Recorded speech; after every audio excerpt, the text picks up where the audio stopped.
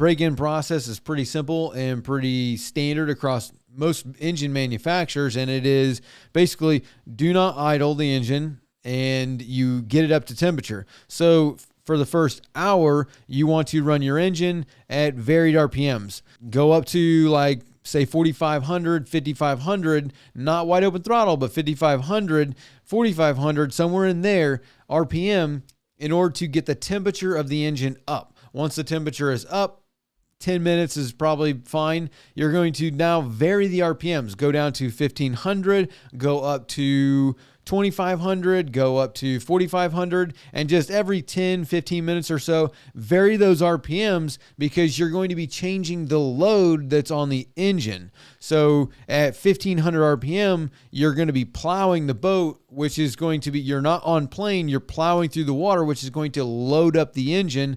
And because you got the engine hot, that load is going to help you to burn off any glazing or any problem and heat up your rings. Then bringing it up to 4,500, you're bringing that heat up. So you're bringing the heat up and you're cooling it off. You're bringing the heat up, you're cooling it off. You're loading and unloading the engine based on being on plane, RPM, and temperature. So just continue varying those RPMs between 1,500, 1,000, 4,500, 5,000, 5,500, whatever it may be for the first hour. And then after you do that for an hour, changing every 10, 15 minutes, again, changing the temperature, changing the loading of the engine. The next one, you're going to continue that process, but you want to throw in a wide open throttle, which is, going wide open throttle, trimming it up, getting as high RPM as you can, which is going to give you as much heat as possible. And it's going to change the load on the engine. So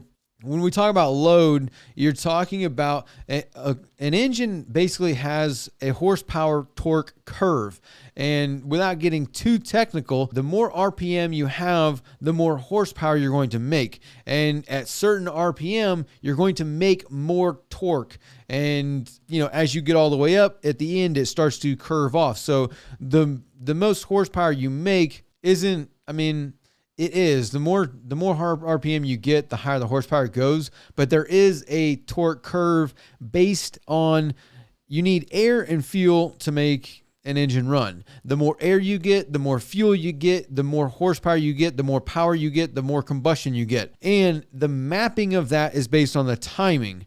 So as you go up in RPM, there is a curve based on the engine's mapping and how much fuel and how much air it's getting inside the cylinder. That is going to change. And as you go up in RPM, the engine itself maps out the timing based on when it fires the spark plug, how much fuel it lets in the engine, and how much air, being how long the injector stays open, which is an injector width. So if the injector stays open for a millisecond, 2 milliseconds, 3 milliseconds, it's adding more fuel. So as you go up in RPM, that torque curve is going to change because you're adding more fuel, you're adding more air, and your RPM is changing. So at wide open throttle, you're getting hot and you're adding as much fuel and as much air as possible. There is a difference in the torque curve, and it does kind of slope off at the top, but that's besides the point. Main thing is to understand that the heat and the amount of fuel and the amount of air is going to change based on the RPM, and then the load that's on the engine is also going to change based on your propeller. That wide open throttle is going to give you that heat to help expand those rings